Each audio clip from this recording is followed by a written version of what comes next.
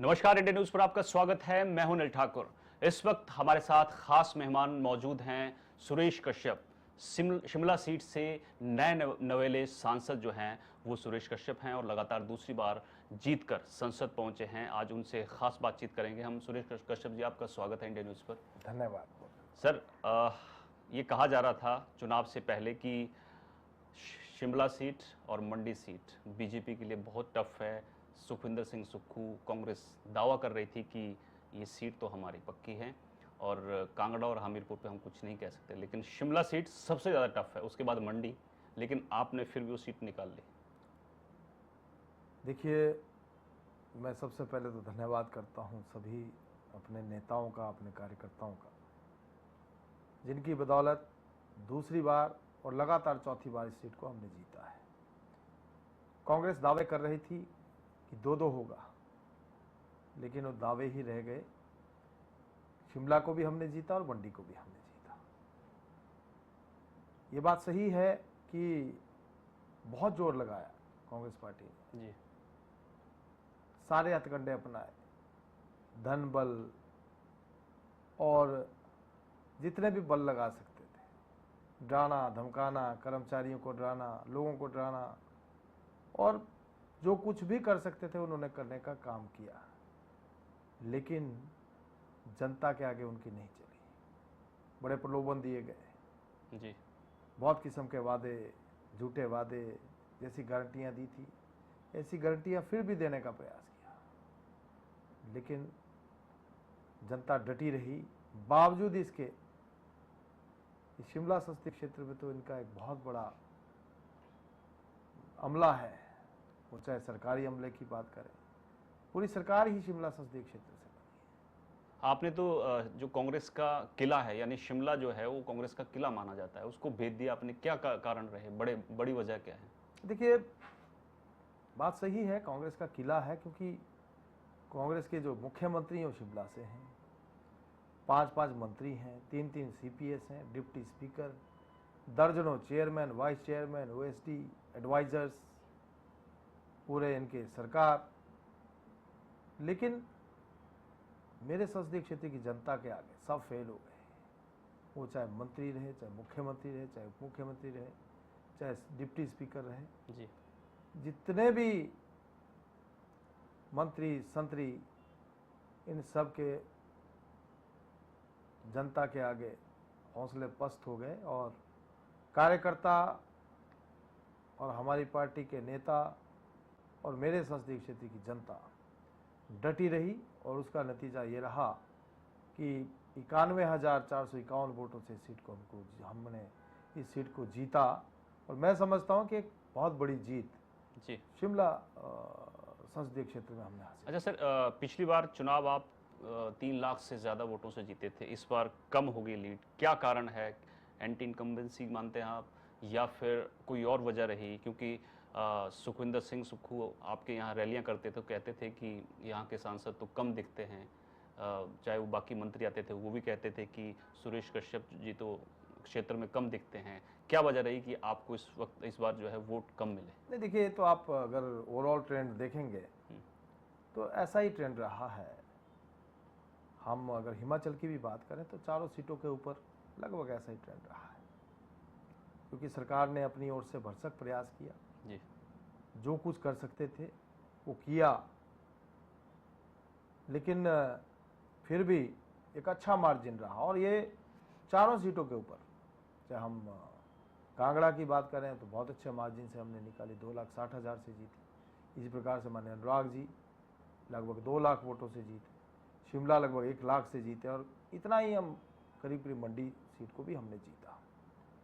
अगर हम 2019 की बात करें तो उस समय तो माहौल ही कुछ और था, और चारों सीटें, जबकि कांगड़ा सीट तो 4,74,000 से देश में हम परसेंटेज में नंबर 1 पर थे, 4 लाख से मंडी को जीता था, 4 लाख से हमीरपुर को जीता था, और 3.25 लाख से 3,27,000 से शिमला सीट को हमने जीता था। लेकिन इस बार उस प्रकार का नहीं रहा, लेकिन सम्मानजनक चारों सीटें हमने कई जीती वजह हैं। हो सकती हैं, सरकार भी बहुत प्रदेश सारे में बहुत सारे, मैं दूसरी कह रहा है, हूँ इस, क्योंकि 13 विधायक उनके हैं, बिल्कुल मंत्री 13 उनके विधायक हैं, तो हमारे, 4 विधायक और मंत्री, मुख्यमंत्री, उप मुख्यमंत्री, स्पीकर, डिप्टी स्पीकर, पूरा, और फिर सरकार, इनका सरकारी अमला सारा इनका। लेकिन मैं तो आभारी हूँ सभी अपने जनता का, और मैं इस बात को भी कह सकता हूँ कि हमको भलाई सरकार इनकी है, लेकिन जनता के साथ साथ कर्मचारियों का भी आशीर्वाद मिला। अच्छा सर, चंडीगढ़ एयरपोर्ट पर कंगना रनौत से, जो आपकी साथी सांसद नहीं चुनी गई है, उनके साथ बदसलूकी हुई है, उसको किस तरह से देखते हैं आप? क्योंकि बहुत सारे लोग कह रहे हैं कि बहुत अच्छा हुआ, कांग्रेस, पंजाब कांग्रेस की तरफ से बयान आ रहा है कि किसानों का अपमान नहीं होना चाहिए, तरह तरह के बयान आ रहे हैं, लेकिन इसको निंदनीय कह रहे हैं, क्योंकि आप जब वर्दी में हैं तो ये सब हरकत आप नहीं कर सकते। किस तरह से आप देखते हैं इसको? नहीं, देखिए, ये जो घटना है अनफॉर्चुनेट और बहुत निंदनीय घटना है, क्योंकि जो व्यक्ति सुरक्षा में लगे हैं, अगर वो ही इस प्रकार का कार्य करें, कृत्य करेंगे, तो फिर सिक्योरिटी पर्सनल की जो सिक्योरिटी की बात हम करते हैं वो कहाँ रह गई है जी। और कंगना रनौत जी बतौर सांसद बनने के बाद पहली बार आ रही थी, लेकिन उनकी जगह कोई और भी होता तो भी, चाहे आम व्यक्ति भी होता, इस प्रकार की घटना मैं समझता हूँ बहुत ही निंदनीय है, साथ ही चिंता का विषय भी है कि सिक्योरिटी पर्सनल के द्वारा इस प्रकार की घटना को अंजाम देना बहुत दुर्भाग्यपूर्ण है, क्योंकि कुछ भी हो सकता है। इसलिए इसकी तो कड़ी से कड़ी निंदा भी की जानी चाहिए और इसमें जांच भी होनी चाहिए कि क्या कारण रहे हैं।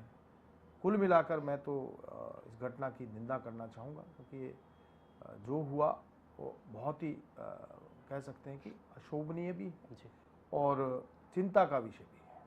सर, चुनाव खत्म हो गए हैं, लेकिन हिमाचल में सियासी पारा जो है वो लगातार अब ऊपर की तरफ फिर जाने लग गया है, क्योंकि जयराम ठाकुर जी ने कल शिमला में प्रेस कॉन्फ्रेंस की, उसमें कहा कि हिमाचल में जो सरकार पर संकट है, सुक्खू सरकार पर, वो अभी ख़त्म नहीं हुआ है।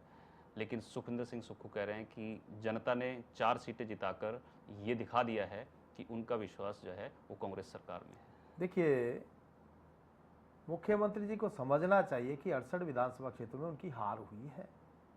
4 लोकसभा सीटें हमने जीती हैं और 68 विधानसभा क्षेत्रों को जीता है। जी और जहां तक हम अगर बात करें उपचुनाव की भी, तो हमारी तो 2 सीटें बढ़ी हैं, हम तो 25 से 27 पर पहुंच गए, उनकी तो 2 सीटें कम हुई हैं। और जहां तक संकट की बात, संकट टला नहीं है, क्योंकि हम 25 से 27 हो गए, 3 उपचुनाव होने वाले और ये तय है कि तीनों हम जीतेंगे। और जो संकट है वो संकट अभी बरकरार है। वो तो इसी बात में खुश हो गए कि उनकी जो 6 सीटें थी, जी 6 में से 4 ही वो जीत पाए, 2 सीटें उनकी चली गई, फिर भी वो खुशियां मना रहे हैं। लोकसभा की चारों चली गई, फिर भी खुशियां मना रहे हैं। लोकसभा चुनाव पर तो उन्होंने कहा है कि हार पर मंथन करेंगे हम, और कांग्रेस 99 सीटें जीती हैं, जश्न मना रही है, और कह रहे हैं कि जो एनडीए के सहयोगी दल हैं, हम उनके टच में हैं, बातचीत कर रहे हैं। क्या लग रहा है आपको कि आपकी देखिए, एनडीए की सरकार जो है? आज सभी जितने भी एनडीए के जो घटक दल हैं, सभी ने प्रधानमंत्री जी को संसदीय दल का नेता चुना है, प्रधानमंत्री जी में विश्वास व्यक्त किया है। नरेंद्र मोदी जी फिर से प्रधानमंत्री बनेंगे और एक मजबूत सरकार, एनडीए की सरकार लगातार तीसरी बार नरेंद्र मोदी जी को प्रधानमंत्री बना रही है, तो फिर से प्रधानमंत्री जी नरेंद्र मोदी जी बनेंगे और एक मजबूत सरकार इस देश में बनेगी। और जो लक्ष्य निर्धारित किए गए हैं, इस देश को विकसित राष्ट्र बनाना, निश्चित रूप से उसको हम हासिल करेंगे। सर, एक और सवाल है कि आप शिमला संसदीय सीट से आते हैं, और शिमला की बात करें, सिरमौर की बात करें, सोलन की बात करें, यहाँ पर पानी की बड़ी दिक्कत है और आने वाले टाइम में ये और बढ़ जाएगी। क्या कुछ खास प्लानिंग है आपके पास कि ये संकट जो है, इससे फ्यूचर में जो है वो संकट को कम किया जाए? देखिए, हम प्रयास करेंगे। मैं जब पिछली बार सांसद था, उस समय भी मैंने एक प्रस्ताव रखा था कि जितने भी हमारे छोटे नाले हैं उनको प्लग किया जाए, चेक डैम्स लगाए जाए, ताकि जो पानी बेकार बह जाता है बरसात के समय में, पहाड़ों में सीधा पानी चला जाता है, नदियों में चला जाता है। अगर चेक डैम्स बन जाएंगे, छोटे छोटे तालाब बन जाएंगे, प्रयास भी किया केंद्र सरकार ने, जो वन सरोवर बनाए हैं, हर विधानसभा क्षेत्र में बहुत सारे वन सरोवर बने हैं, उसका फ़ायदा भी हुआ है। आने वाले समय में भी अगर इस प्रकार से चेक डैम बनाकर और वन सरोवर बनाकर, छोटे छोटे जोहड़ बनाकर अगर पानी को रोका जाएगा तो निश्चित रूप से पानी का जो संकट है, क्योंकि जो हमारे रिसोर्सेज हैं, जो पुराने रिसोर्सेज हैं, कहीं ना कहीं वो ड्राई हो रहे हैं, वो एक बड़ा चिंता का विषय है। पानी का स्तर घट रहा है, तो दोबारा से रिचार्ज हो सके, और हमारा प्रयास रहेगा आने वाले समय में भी। अच्छा, गिरी गंगा कहते हैं कि वो लगातार सूख रही है, पानी कम हो रहा है। अब उसको लोग कहने लगे हैं कि बरसाती नाला बनता जा रहा है। नदियाँ जो हैं वो लाइफ लाइन है। नदियों को बचाने के लिए आप, खासकर गिरी गंगा के लिए आपके पास क्या प्लान है? देखिए, अगर हम ओवरऑल देखें तो क्लाइमेट चेंज की वजह से पहाड़ पिघल रहे हैं, और जिसका असर सभी क्षेत्रों में और सभी एरियाज़ में हो रहा है। जहाँ तक गिरी गंगा की बात भी अगर हम करें तो वहाँ पर भी कम बेश वैसी स्थिति है। बर्फ़बारी भी जितनी पहले होती थी उतनी नहीं हो रही है, और जिसका सीधा सीधा असर जो है हमारे नदी नालों के ऊपर पड़ रहा है। जहाँ तक गिरी गंगा की बात है, हमारा ये प्रयास रहेगा कि, पीछे भी प्रयास किया, हमारी जो प्रदेश में जयराम ठाकुर जी मुख्यमंत्री थे उस समय भी प्रयास किया गया। हम लोग मैं स्वयं भी वहाँ पर जाकर आया, और उसके सुधार के लिए, और वहाँ कुछ इन्वेस्टमेंट भी की गई। वहाँ पर जो गिरी गंगा के साथ एक झील टाइप है, उसको रेनोवेट भी किया गया, काफ़ी पैसा उसके ऊपर खर्च किया गया, और आने वाले समय में हमारा प्रयास रहेगा कि इसको, क्योंकि जो गिरी गंगा से जो गिरी रिवर निकलती है वो तो बहुत बड़े एरिया को कैटर करती है, और जो आने वाले समय में दिल्ली को भी पानी मिलेगा जी। जो रेणुका डैम प्रोजेक्ट जो बन रहा है, जो रेणुका डैम बनेगा वो गिरी नदी के ऊपर ही बन रहा है, और जहाँ से दिल्ली को भी पानी आएगा, तो निश्चित रूप से हमारा ये प्रयास रहेगा कि उसको जो है वहाँ पर जो भी करने की आवश्यकता होगी वहाँ उसको किस प्रकार से रिवाइव किया जाए और किस प्रकार से उसको सुरक्षित रखा जाए, उसके लिए हम प्रयास करेंगे, ताकि जो है किसी प्रकार की दिक्कत वहाँ पर ना आए, और साथ ही साथ पानी की कमी भी हमारे क्षेत्र में नहीं हो। क्योंकि जो हमारे जिला शिमला है, जिला सोलन और जिला सिरमौर, तीनों जिला जी। के लिए पानी, अगर हम पेयजल योजनाओं की बात करें तो सबसे ज़्यादा जो पेयजल योजनाएं बनी हैं वो गिरी नदी से ही बनी, और गिरी गंगा जो उद्गम स्थल है गिरी का, वहाँ की आप बात कर रहे हैं। आपने क्लाइमेट चेंज की बात की। पिछली बार आपदा आई थी और सबसे ज़्यादा नुकसान जो है वो चंडीगढ़ शिमला नेशनल हाईवे पे हुआ, और बरसात का टाइम है अभी पुरानी सड़कें सही नहीं हुई है। आगे क्या आपके पास प्लानिंग है कि कम नुकसान हो, क्योंकि नेशनल हाईवे जो उसका अभी कई जगह काम भी चल रहा है, और ये मुद्दा दोनों तरफ से उठा। प्रदेश सरकार कह रही थी कि हमें पैसा नहीं दिया, लेकिन केंद्र की तरफ से पूरी मदद की गई। ये बीजेपी कह रही थी पैसे की बंदर बांट हुई। अब आगे बरसात है, किस तरह की तैयारियां आप करने वाले हैं सोलन, शिमला और चंडीगढ़ से नेशनल देखिए, हाईवे मैं एक बात तो आपको कहना चाहूँगा कि जितनी मदद केंद्र ने इस बार की एनडीआरएफ के तहत, वो पैसा भी ये सरकार यूटिलाइज नहीं कर पाई, जो कि बहुत दुर्भाग्यपूर्ण है। केंद्र सरकार के द्वारा आपदा के दौरान भरपूर 1782 करोड़ रुपया प्रदेश को दिया गया, 11,000 मकान दिए गए। पहली बात तो जो आपने भी कही कि बंदरबाट उसमें हुई, और वो पैसा भी पूरा यूटिलाइजेशन उसका नहीं हो पाया।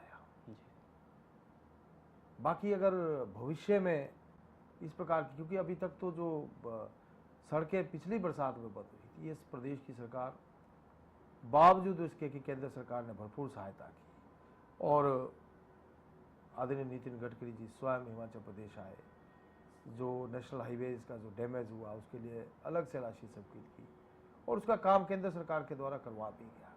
लेकिन जो स्टेट की सड़कें हैं उनकी हालात तो अभी बद से बदतर है। बहुत सारी सड़कें तो अभी तक भी नहीं खुली हैं, और अभी तक भी जो है स्लिप्स नहीं उठा पाई है प्रदेश की सरकार।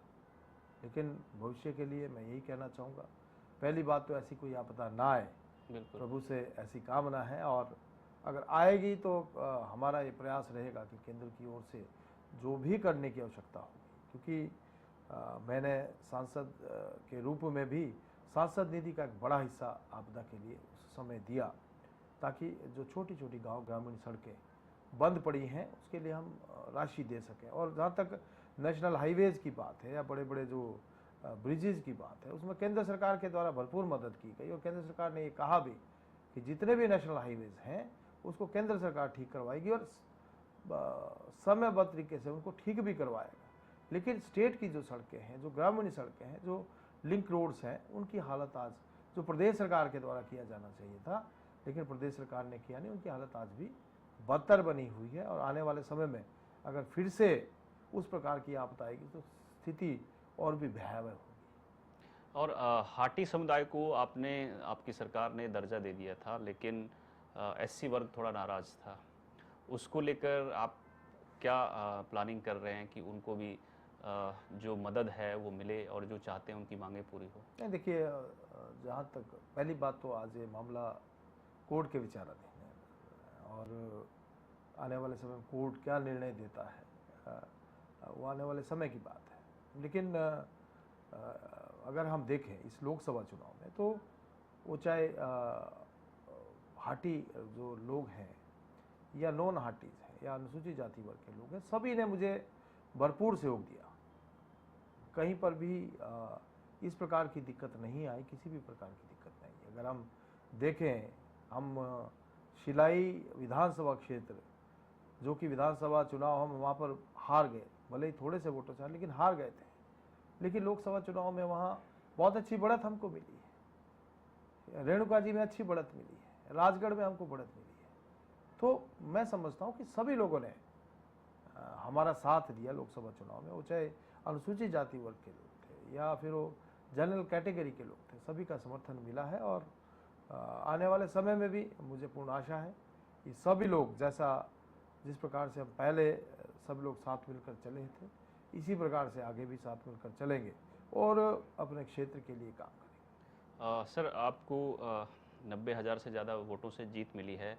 शिमला, सिरमौर, सोलन की जनता के लिए क्या कहना चाहेंगे आप? मैं तो आभारी हूँ अपने संसदीय क्षेत्र की जनता का, सोलन की जनता का, शिमला की जनता, सिरमौर की जनता, जिनका भरपूर आशीर्वाद मुझे मिला। सोलन में तो, जो कि कांग्रेस के कैंडिडेट का गृह क्षेत्र था, वहाँ पर तो 50,000 से भी ज़्यादा की लीड हमको मिली और स्वयं जो कांग्रेस के कैंडिडेट थे अपने विधानसभा क्षेत्र में 3640 वोटों से अपने ही विधानसभा क्षेत्र में उनको शिकस्त मिली है।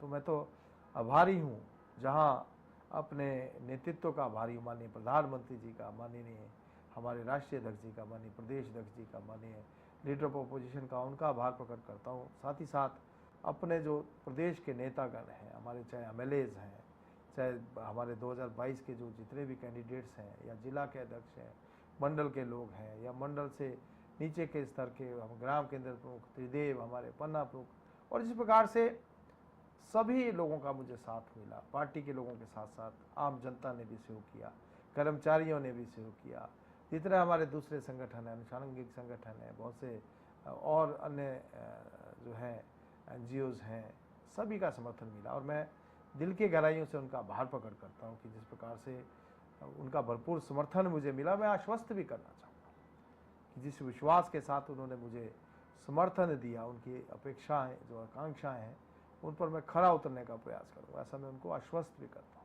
चलिए, शुक्रिया सर, आपने इंडिया न्यूज़ से बातचीत की और वक्त निकाला, क्योंकि आपने सुना सुरेश कश्यप कह रहे हैं कि जो शिमला सीट की जनता है उन्होंने मुझे मौका दिया है और उनका आभारी हूँ, उनकी उम्मीदों पर खरा उतरूँगा। तो फिलहाल मेरे साथ इतना ही। आप देखते रहिए इंडिया न्यूज़। नमस्कार।